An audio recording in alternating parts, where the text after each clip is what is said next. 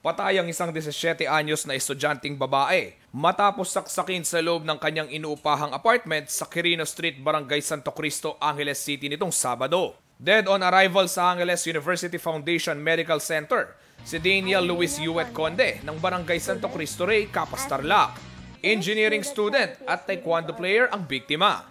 Batay sa ulat ng Angeles City Police, pasado alas 4 ng hapon ng isang di pa nakikilalang salarin ang puwersahang pumasok sa bintana ng apartment unit ni Conde gamit ang screwdriver. Hinihinalang ito rin ang ginamit ng suspect na panaksak sa biktima. Isang tama sa kanang dibdib ang tinamong sugat ng biktima.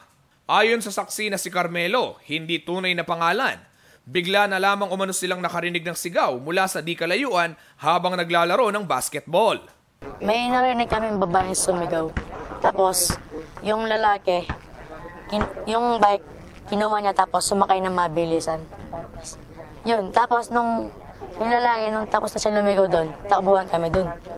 Yung babae nakita namin, dumudugo na siya. Ang dami ng dugo sa katawan. Batay pa sa paglalarawan ni Carmelo, nakasuot ng maong na pantalon, gray t-shirt na may red stripes, katamtaman ng laki ng pangangatawan at manipis ang buhok ng suspect. Ayon kay Violeta Baculi, may-ari ng silid na tinutuluyan ni Conde, pangatlong pagkakataon na umanong pinasok ang kanilang apartment. Pinalagyan na umano ng grills ni Aling Violeta ang nasabing apartment.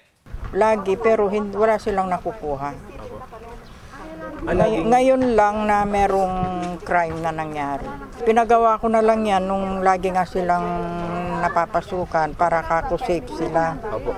Panawagan ngayon ni Aling Violeta na higpitan pa ng mga otoridad ang pagbabantay sa kanilang lugar.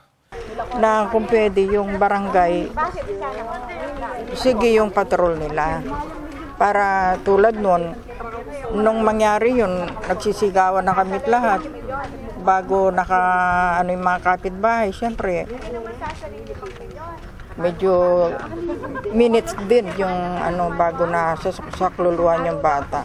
Patuloy pang iniimbestigahan at tinutukoy ng PNP ang suspect na nahaharap sa kasong frustrated robbery with homicide.